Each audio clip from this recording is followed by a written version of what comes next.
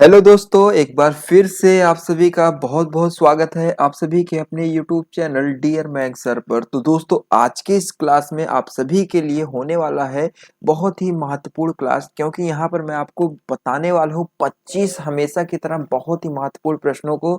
तो आप लोगों से रिक्वेस्ट है कि यदि चैनल पर नए हैं तो सबसे पहले करना क्या है, चैनल को सब्सक्राइब करना है, जिससे कि आने वाले क्लास के नोटिफिकेशन आप सभी को आसानी से मिल जाया करें। तो दोस्तों, आप सभी लोगों से रिक्वेस्ट है कि क्लास को बीच में बिल्कुल भी स्किप मत करिएगा, क्योंकि हर एक प्रश्न आप सभी के लिए बहुत ही ज़्यादा इंपॉर्टेंट है। यहाँ पर आप सभी लोग देख सकते हैं, पहला प्रश्न आपका 96 नंबर प्रश्न बहुत ही ज़्यादा इंपॉर्टेंट है और बहुत ही एक्साइटिंग है। आप लोग बताने का प्रयास कीजिए कि प्रोटीन बताना है आपको, निम्नलिखित में से कौन प्रोटीन का सबसे उच्चतम स्रोत है। तो प्रोटीन का सबसे उच्चतम स्रोत क्या है? सूरजमुखी, सोयाबीन, चना या गेहूं? आशीष, रवि, अनुज, सभी लोग बताने का प्रयास कीजिए। ठीक है, आप लोग बताने का प्रयास कीजिए, आपका राइट आंसर यहाँ पर क्या हो जाएगा। तो यहाँ पर देख सकते हैं, कुछ लोगों का मानना है सोयाबीन। तो जितने भी लोगों ने यहाँ पर सोयाबीन बताया है वो लोग यहाँ पर बिल्कुल करेक्ट हो जाएंगे। देखिए दोस्तों, मैं आपको बताना चाहूंगा कि जो है मार्केट में बहुत सारे सोयाबीन मिलते हैं, लेकिन उसमें जो छोटे दाने की सोयाबीन होती है वो बहुत ही ज़्यादा प्रोटीन से युक्त होती है। और मैं आपको बताना चाहूँगा कि अन्य प्रकार की सेम और दालों की तुलना करें अगर सोयाबीन से, तो सोयाबीन में जो है प्रोटीन अधिक मात्रा में होता है। सोयाबीन में लगभग 35%, ठीक है, सोयाबीन में 35% कैलोरी जो है प्रोटीन से मिलती है, जबकि अन्य प्रकार की जो सेम है और दालें हैं उसमें केवल 30% कैलोरी की प्रोटीन जो है पाई जाती है। और आपको एक चीज़ और ध्यान में रखना है, ये बहुत ही अच्छा फैक्ट है सोयाबीन को लेकर। सोयाबीन को हम लोग अस्थि रहित मांस भी कहते हैं। क्या कहते हैं दोस्तों? अस्थि रहित मांस, अस्थि रहित मांस। तो आप सभी लोग यहाँ पर ध्यान में रखिए, अस्थि रहित मांस भी कहा जाता है सोयाबीन को। और सोयाबीन में जो है 35% कैलोरी प्रोटीन पाई जाती है, और उसके बाद जो आपका सेकंड नंबर पे आता है वो दाल वाल में मिलता है आपको। चलिए अगले प्रश्न की तरफ बढ़ते हैं। अगला प्रश्न आपसे क्या पूछा जा रहा है, ध्यान से देखिए। यहाँ पर दोस्तों, अंतर्द्रव्यी जलिका की सतह पर उपस्थिति के कारण वह खुरदरी होती है। बताइए, आप लोग बताने का प्रयास कीजिए, आपका राइट आंसर यहाँ पर क्या हो जाएगा। बहुत ही इंपॉर्टेंट प्रश्न है दोस्तों। यहाँ पर देख सकते हैं दोस्तों, कुछ लोगों का मानना है ऑप्शन नंबर चौथे को, राइबोसोम। यहाँ पर जितने भी लोग बता रहे हैं, जी हाँ, वो लोग यहाँ पर बिल्कुल करेक्ट हो जाएंगे, ऑप्शन नंबर आपका चौथा वाला। चलिए दोस्तों, अगले प्रश्न की तरफ बढ़ते हैं। निम्नलिखित में से कौन एक उभयचर का उदाहरण नहीं है? उभयचर का, ठीक है, उभयचर से तात्पर्य क्या है आप सब बताने का प्रयास कीजिए। देखिए, मैं आपको बताना चाहूंगा कि उभयचर का उदाहरण नहीं है, तो ऑप्शन नंबर दूसरा आपका अश्वमीन यहाँ पर आपका बिल्कुल करेक्ट हो जाएगा दोस्तों। ठीक है, यदि बात करें हिप्पोकैम्पस वर्ग में छोटी समुद्री मछलियों की, तो 54 प्रजातियां जो है पाई जाती हैं, जिनमें आपका बहुत कुछ शामिल होता है, जैसे कि आपका किंगडम, ठीक है, और सीहार्स एनिमेलिया, जो कि घोड़े जैसे दिखने वाले कुछ मछलियां होती हैं, तो ये सब इसमें शामिल हैं। तो मैं आपको बताना चाहूंगा कि यहाँ पर अश्विन जो है ये उभयचर का उदाहरण नहीं है। मेढक, घड़ियाल और दादुर ये आपका उभयचर के उदाहरण है।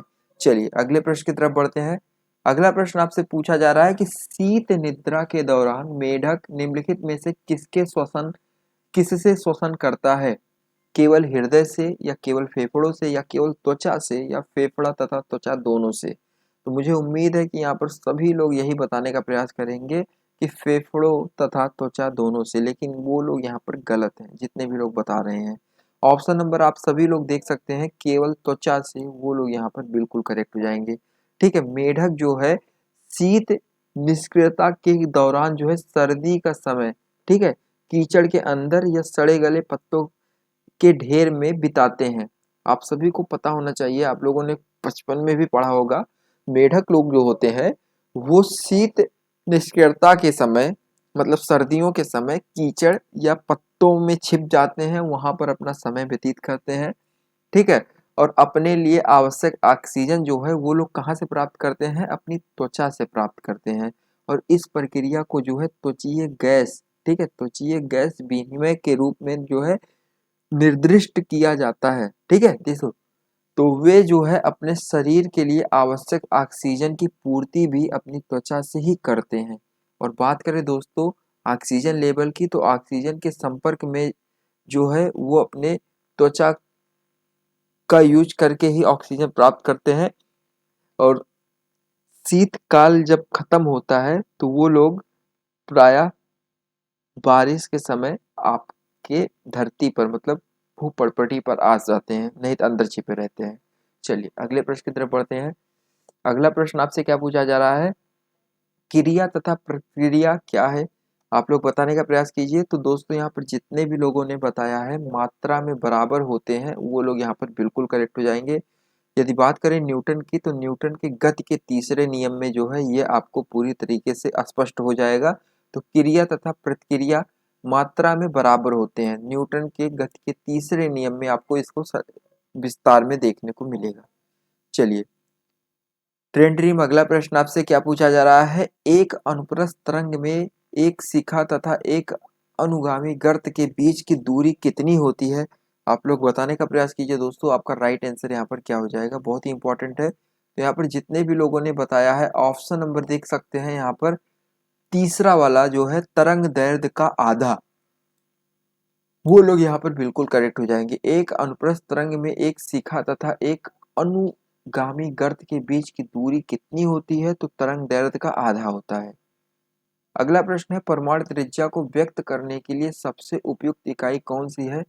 तो दोस्तों परमाणु त्रिज्या को व्यक्त करने के लिए यदि सबसे उपयुक्त कोई इकाई है तो वो है दोस्तों आपका, यहाँ पर कुछ लोगों का मानना है नैनोमीटर है, ठीक है। तो वो लोग यहाँ पर गलत हैं दोस्तों, फर्मी यहाँ पर आपका बिल्कुल करेक्ट हो जाएगा, ऑप्शन नंबर तीसरा वाला, ठीक है। चलिए अगला प्रश्न है निम्नलिखित में से किस एक इकाई की मैक्सवेल जो है वो क्या है, चुंबकीय फ्लक्स, पारगम्यता या आपका चुंबकीय सुग्रहता या चुंबकीय फ्लक्स। तो दोस्तों निम्नलिखित में से किस एक की इकाई मैक्सवेल है, मैक्सवेल यहाँ पर आप सभी को मैं बताना चाहूंगा मैक्सवेल जो है चुंबकीय प्रवाह की इकाई सेंटीमीटर, ठीक है। यहाँ पर ऑप्शन नंबर आपका चुंबकीय फ्लक्स हो जाएगा। निम्नलिखित में से किस एक इकाई की मैक्सवेल किस किस एक की इकाई मैक्सवेल है, तो वो है चुंबकीय फ्लक्स की। चलिए अगला प्रश्न है आपका पट्टी वर्ड पैड नोट पैड में ऊपर की ओर होती है, बताने का प्रयास कीजिए दोस्तों। आपका राइट आंसर यहाँ पर क्या हो जाएगा, तो यहाँ पर जितने भी लोगों ने टाइटल बताया है वो लोग यहाँ पर बिल्कुल करेक्ट हो जाएंगे। पट्टी वर्ड पैड नोट पैड में ऊपर की ओर जो है वो होती है टाइटल। चलिए अगले प्रश्न की तरफ बढ़ते हैं दोस्तों। आप लोगों को पता होना चाहिए रेशम का उत्पादन जो है यहाँ आरंभ हुआ था, चीन जापान मिस्र भारत।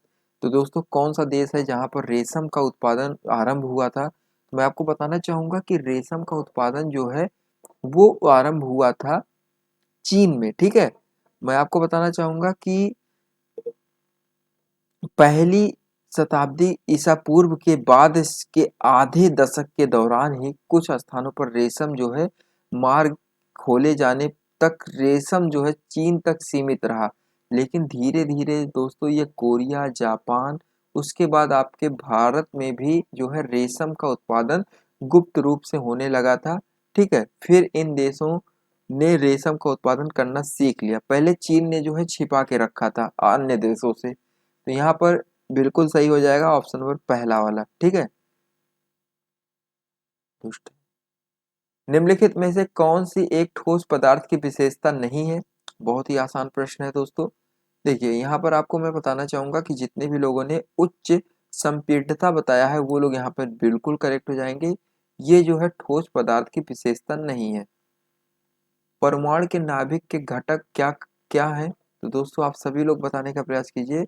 परमाणु जो है आपको बताना चाहूंगा कि केंद्रक परमाणु केंद्रक एक छोटा संघन क्षेत्र है जिसमें परमाणु के केंद्र जो है प्रोटॉन और न्यूट्रॉन दोनों से सम्मिलित होते हैं, जिसका खोज जो है सन 1919 ईस्वी में हुआ था। तो आप सभी को पता होना चाहिए सन 1909 ईस्वी में हुआ था, जो कि आपका यहाँ पर ऑप्शन करेक्ट हो जाएगा ऑप्शन नंबर दूसरा, परमाणु, प्रोटॉन तथा न्यूट्रॉन। ठीक है, और आप लोगों को पता होना चाहिए कि प्रोटॉन और न्यूट्रॉन जिसकी खोज जो है सन 1909 ईस्वी में हुआ था, किसने किया था? गेगर मार्शडन गोल्ड फाइल एक्सपेरिमेंट के आधार पर जो है यदि बात करें तो इसे रदरफोर्ड द्वारा जो है 1911 ईस्वी में जो है प्रदर्शित किया गया था। और नाभिकीय बल के द्वारा जो है प्रोटॉन और न्यूट्रॉन जो है नाभिक का निर्माण करने हेतु एक अबंधित होते हुए भी यहाँ पर आपका जो है खोज करने में वो लोग सफलता प्राप्त कर लिए। तो ऑप्शन नंबर यहाँ पर दूसरा वाला यहाँ पर बिल्कुल करेक्ट हो जाएगा दोस्तों। चलिए अगले प्रश्न की तरफ बढ़ते हैं। अम्लराज जो है ये आपका किन दो अम्लों को अनुपात में मिलाया जाता है? 1:3 के अनुपात में मिलाया जाता है। अम्लराज जो कि आपका एक्कार्जिया में किन दो अम्लों में 1:3 के अनुपात में मिलाया जाता है? तो दोस्तों यहाँ पर आपका राइट आंसर क्या हो जाएगा बताने का प्रयास कीजिए, बहुत ही इंपॉर्टेंट है। तो यहाँ पर जितने भी लोगों ने ऑप्शन नंबर चौथे को बताया HCl तथा HCO, वो लोग यहाँ पर बिल्कुल करेक्ट हो जाएंगे। ठीक है, चलिए किसी पदार्थ के 1 मोल का द्रव्यमान ग्राम में क्या कहलाता है? आप लोग बताने का प्रयास कीजिए कि किसी भी पदार्थ का 1 मोल का द्रव्यमान ग्राम में क्या कहलाता है। तो दोस्तों यहाँ पर आपका जो राइट आंसर हो जाएगा आणविक द्रव्यमान, यहाँ पर आपका बिल्कुल करेक्ट हो जाएगा। ठीक है, चलिए निम्नलिखित में से डॉग फिश का आवास क्या है? निम्नलिखित में से डॉग फिश का आवास क्या है? तो दोस्तों यहाँ पर जितने भी लोगों ने ऑप्शन नंबर दूसरे को बताया है डॉग फिश का आवास क्या है, तो वो है समुद्र। डॉग फिश क्यों कहते हैं दोस्तों? आपको ये चीज ध्यान में रखना है, यह जो है शार्क वर्ग से संबंधित है, मतलब शार्क की फैमिली से जुड़ा हुआ है और वे जो है समुद्र में रहते हैं।